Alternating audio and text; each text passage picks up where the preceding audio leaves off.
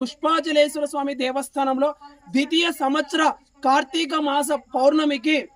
స్వయంభూ శ్రీ పుష్పాచలేశ్వర స్వామి వారు జ్యోతి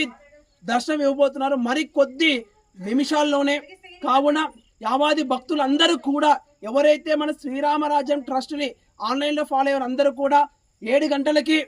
పూజా క్రతువులతో స్వామివారి జ్యోతి అనేటువంటిది ఇక్కడ మనం ప్రతిష్ఠించేసి స్వామివారు దర్శన రూపం మనకి ఇవ్వబోతున్నారు. అలాగే స్థానికులు ఎవరైనా కూడా భక్తాదులు అందరూ కూడా స్వయంభూ శ్రీ పుష్పాచలేశ్వర స్వామి దేవస్థానంలోకి వచ్చి అనగా కడప జిల్లా